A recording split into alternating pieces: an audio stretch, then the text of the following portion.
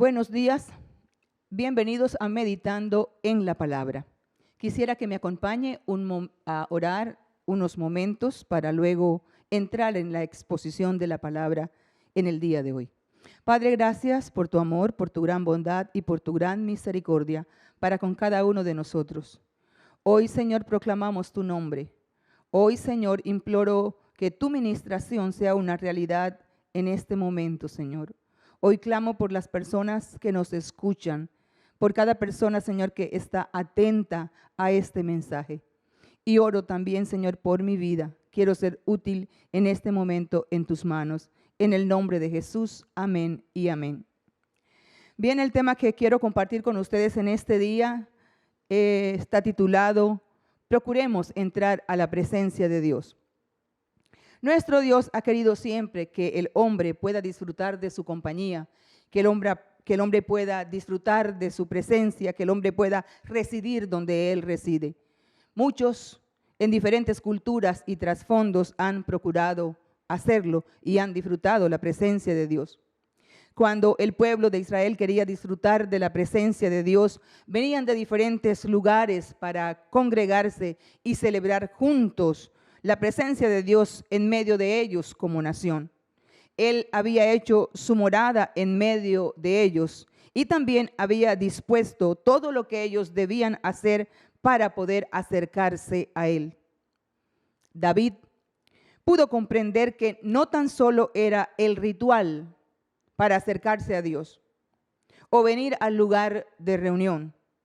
Era menester entender a quién nos acercamos cuando procuramos la presencia de Dios. Es posible entrar a la presencia de Dios. Él nos ha provisto el camino. Él quiere que nuestro carácter se conforme al suyo y que podamos permanecer firmes. Acompáñeme a leer el capítulo 15 del libro de los Salmos y voy a hacer énfasis en los 3 primeros versículos. Acompáñeme, por favor. Jehová, ¿quién habitará en tu tabernáculo? ¿Quién morará en tu monte santo? El que anda en integridad y hace justicia y habla verdad en su corazón. El que no calumnia con su lengua, ni hace mal a su prójimo, ni admite reproche alguno contra su vecino. Observamos entonces cómo el salmista formula un interrogante que nos ayuda a entender, en primer lugar, que Dios proveyó el camino, Dios proveyó la forma para entrar a su presencia. El salmista pregunta a Jehová, ¿quién habitará en tu tabernáculo? ¿Quién morará en tu monte santo? ¿Quién podrá estar cerca de ti, Señor? Señor, ¿quién se volverá del camino para hospedarse cerca de ti y pueda disfrutar tu presencia? ¿Quién residirá? ¿Quién se juntará? ¿Quién residirá en tu morada celestial? A veces pensamos de manera equivocada que la presencia de Dios está reservada para unos pocos. Usted puede pensar equivocadamente que está reservada para otros, pero no para usted. O piensa que acercarse a Dios lo puede hacer a su manera, y no es así. Usted puede habitar donde Dios reside, y eso es posible gracias a nuestro Señor Jesús. Dios nos proveyó el camino para acercarnos a su presencia, para poder disfrutarla. Jesús dijo acerca de sí mismo, yo soy el camino, y la verdad y la vida. Nadie viene al Padre sino por mí. Juan capítulo 14, versículo 6. Dios entonces establece la forma. Jesús es el camino. Es Dios quien dispone cómo hacerlo. Es Dios quien provisionó el camino que nos conduce a Él. A veces queremos hacer las cosas a nuestra manera, pero es necesario que nosotros nos ajustemos a lo que Dios establece para ello, a lo que la palabra de Dios dice, a los propósitos de Dios. Es a la manera de Dios. En el libro de Éxodo, capítulo 25, versículos 8 al 9, Dios le dijo a Moisés, y harán un santuario para mí, y habitaré en medio de ellos, conforme a todo lo que yo te muestre. El diseño del tabernáculo y el diseño de todos sus utensilios, así lo harás. Y Dios le dijo todo lo que debía hacer, la forma donde debían estar y cómo debían hacer todas las cosas en ese tabernáculo. La presencia de Dios residía en el tabernáculo de reunión. El sumo sacerdote entraba al lugar santísimo, debía previamente hacer todo lo que Dios le decía, debía presentar ofrenda por él y ofrenda también por los pecados del pueblo el día de la expiación para purificación. Todo esto era sombra de lo porvenir, era sombra de lo que Cristo Jesús haría por nosotros.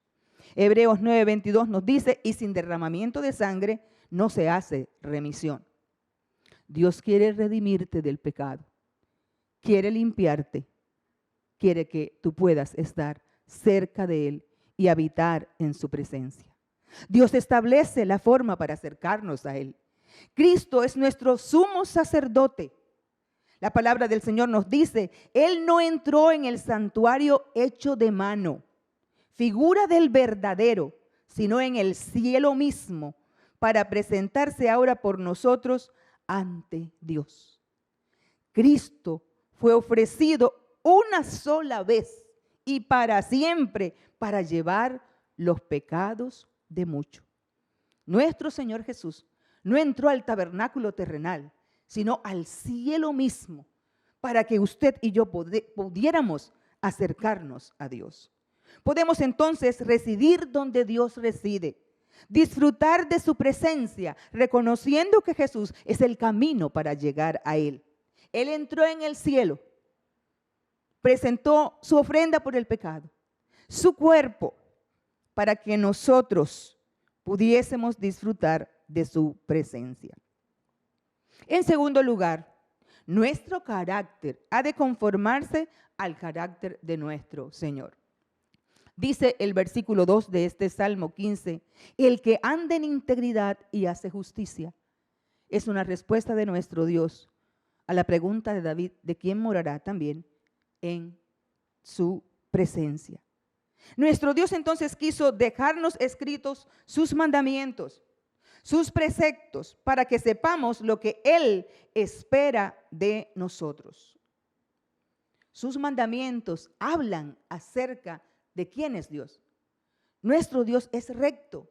Sus mandamientos hablan de Él. David se había acercado a Dios para inquirir sobre su morada. David tenía un corazón alineado al corazón de Dios. David conocía a Dios. David quería presentarse ante Dios aprobado. Y el Dios recto, el Dios justo, le habla entonces de lo que espera de aquel que quiere residir en su morada, de aquel que procura entrar a su presencia. Y hemos leído que Él quiere integridad. Integridad de aquel que quiere estar junto a Él. El que espera morar en la presencia del Señor, entonces, ha de ser íntegro, ha de vivir en integridad. El íntegro vive sin tacha. El íntegro es aquel cuya vida exhibe integridad. Es aquel que vive honestamente. Es aquel cuyo corazón no está dividido, sino que su corazón le pertenece por completo a Dios. No hay ningún área de su vida que no se la haya entregado al señorío de Dios. Toda su vida está permeada por el Señor. Es aquel también que no tiene una agenda oculta. El que muestra coherencia al entrar, al salir, en su hogar, en el trabajo, en sus relaciones, en todos los aspectos de su vida. Sigue diciendo este salmo, el que hace justicia. Entonces Dios espera que en ese carácter nuestro, que ha de ser conforme al carácter suyo, sea un estilo de vida que modele la justicia, que exhiba la equidad, que proceda con honradez, que viva rectamente. La palabra del Señor nos habla de muchas formas en las que podemos manifestar esa justicia que Dios demanda de aquel que quiere acercarse a su presencia.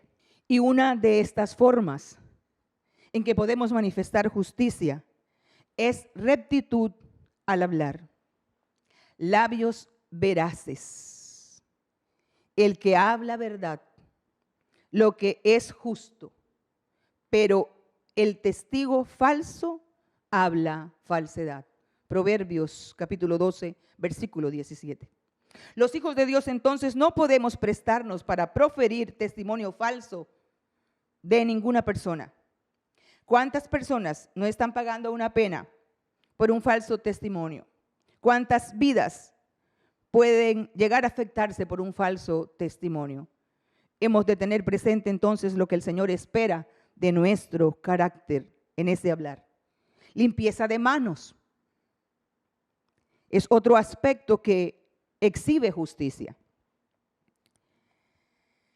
Cuando David era perseguido por Saúl y se le presentó ocasión para matarlo, David se abstuvo de hacerlo. Muchas veces hemos de dejar que Dios haga lo que tenga que hacer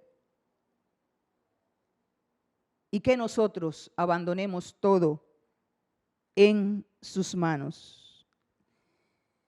Limpieza de manos quiere el Señor.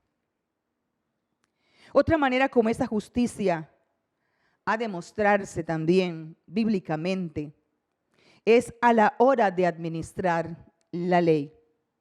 Dios dejó sus preceptos en su palabra. Y esos preceptos, esa palabra del Señor, nos otorgan principios que hemos de tenerlos presentes en nuestro estilo de vida.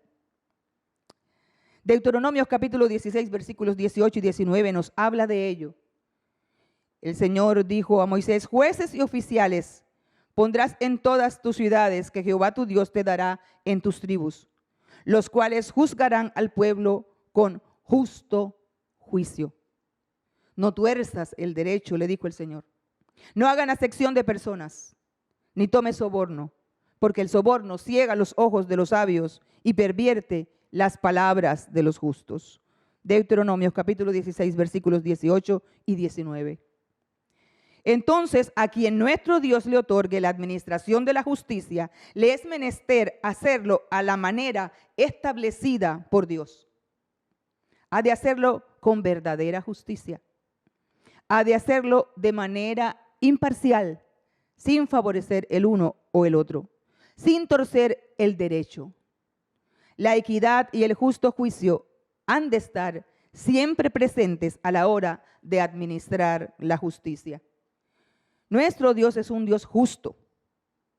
Él espera ver justicia en nuestro carácter, en nuestros actos de justicia, en los actos legislativos de las autoridades. Nuestro Dios, el soberano sobre toda la creación. Nuestro Dios es enfático en ello. La justicia no admite violentar el derecho. La justicia juzga como es ella, con justicia.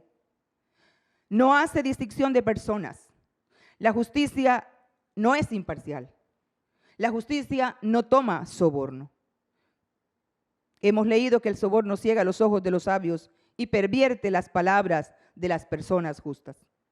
Dios espera entonces del que ha designado para administrar justicia y que anhele la presencia de Dios, que no se deje sobornar, porque el soborno corrompe las sentencias de los justos, y que ejerza la justicia como Él lo ha dicho en su palabra. Por otra parte, también es menester que hablemos con verdad en nuestro corazón. El hablar verdad guarda mucha relación con el corazón. El corazón guarda nuestros motivos, nuestras intenciones, que muchas veces pueden estar allí ocultas y no se manifiestan a la hora de hablar. Un ejemplo de esto lo observamos en la vida de Saúl, quien a raíz de la muerte de Goliat, el filisteo, no siguió mirando con buenos ojos a David. Un día, en una conversación, le prometió a su hija Merab, era su hija mayor, y se la promete con tal de que él fuera un hombre valiente y peleara las batallas de Jehová según él. pero él no miraba ya con buenos ojos a David. Llegado el día para entregarle a Merab, su hija, por mujer, se la dio a otro hombre, a Adriel Meholatita. Pero Mical, dice la Biblia, era otra hija de Saúl y ella amaba a David. Y dice 1 de Samuel, capítulo 18, versículo 20, que hablando Saúl con engaño en su corazón, le envió a decir que en vez de la dote que debía pagar por su hija Mical, quería 100 prepucios de los filisteos para que fuese tomada venganza de los enemigos del rey. Pero la intención real de Saúl era hacer caer a David en manos de los filisteos. ¿Cuántas veces no hablamos de manera engañosa, sin revelar los motivos de nuestro corazón? Pero nuestro Dios nos llama a un habla muy distinta. Él quiere que nosotros reflejemos su carácter y nuestro Dios es el verdadero. Y el verdadero habla verdad. Y el verdadero no quiere que nosotros hablemos con engaño, sino que hablemos verdad. Otros aspectos del carácter que es conforme a nuestro Dios y que Él demanda de aquel hombre y de aquella mujer que quiere disfrutar de su presencia. Lo leemos en este versículo 3 del capítulo 15 del libro de los Salmos. El que no calumnia con su lengua, ni hace mal a su prójimo, ni admite reproche alguno contra su vecino. No calumniar con la lengua, otro aspecto del carácter de aquel que quiere acercarse a Dios. No hacer mal al prójimo, no admitir reproche alguno contra el vecino. En el libro de Levíticos, nuestro Dios también fue enfático con su pueblo sobre estos aspectos del carácter y que siguen siendo vigentes para nosotros hoy. No andarás chismeando, dijo el Señor, entre tu pueblo. No atentarás contra la vida de tu prójimo, yo Jehová. Es un imperativo, es una orden divina para todo aquel que quiera acercarse a la presencia de Dios. Hemos de ajustarnos al carácter de nuestro Dios, al carácter de aquel que lo ha hecho todo para que nosotros podamos disfrutar de su presencia, al carácter de aquel que nos ha dejado sus mandamientos escritos, su palabra, para que nosotros orientemos nuestra vida mientras estemos en este peregrinar aquí en la tierra. Quien calumnia atribuye a otra persona algo falso, ya sea de palabras, de hechos, de intención, de actos ilícitos o deshonrosos. Quien propaga el chisme puede decir una verdad, pero su intención al hacerlo no es sana. Por otra parte, puede estar divulgando algo que no le está siendo autorizado para decirlo y lleva la intención de enemistar unos con otros. El mal hablar entonces tiene un poder destructivo. No siempre se mata con un arma blanca. Con la lengua se puede matar a otro ser humano. Nuestra lengua puede acabar con el buen nombre de otra persona. Numerosas relaciones, hogares, amistades han sido afectadas por la lengua. Es menester entonces frenarla. En este versículo 3 del capítulo 15 de los Salmos, nuestro Dios también nos amonesta con el hecho de no admitir reproche alguno contra nuestro vecino, contra nuestro prójimo. La santidad y el amor de Dios no lo permite.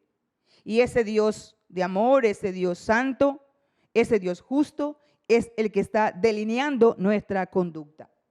Dios quiere preservar la unidad de su pueblo. No podemos entonces admitir deshonra, no podemos admitir afrenta, no podemos admitir escarnio contra nuestro amigo, contra nuestro compañero, contra nuestro vecino. El Salmo capítulo 1 nos invita a no sentarnos en la silla de los escarnecedores. ¿Cuántas veces escarnecemos de los otros? Y Dios, observando, desea que nosotros dejemos esa conducta y que vayamos a Él. Éxodo capítulo 23, versículo 1, también expresa una ordenanza del Señor. No admitirás falso rumor. Es decir, usted puede decir no a lo que llegue a sus oídos, a todo lo que atente contra la vida de otra persona, contra el buen nombre de otra persona. Todo aquello que se propague y que lleve la intención de dañar a alguien. Su boca entonces decide qué hacer con lo que escuche en sus oídos. Estamos llamados a proteger el buen nombre, la honra de los otros. Estamos llamados a la unidad de los hijos de Dios. Nuestro Dios anhela verse reflejado en nuestro carácter. Él nos garantiza que no resbalaremos. Nuestro Dios nos garantiza que estaremos firmes. Recuerda, Dios ha provisto el camino para que puedas residir donde Él reside, para gozar de su presencia. Y hoy tú puedes decidir si te acercas a la presencia de Dios para que disfrutes de ella. Él está interesado en que nuestro carácter se conforme al suyo. No en vano ha dejado sus palabras escritas. Es Dios quien establece las reglas de nuestra conducta. Si le has fallado, si luego de haber escuchado esta reflexión de la palabra, de haber leído la palabra del Señor, encuentras algo en lo cual le has fallado al Señor, puedes llegar a Él con un corazón arrepentido y humillado, pedirle perdón, aceptar su perdón y apartarte de esa práctica pecaminosa. Que el Señor te bendiga y que su palabra siga bendiciendo tu vida y siga cumpliendo el propósito para el cual Él nos las ha dejado. Gracias por acompañarnos. Dios te guarde.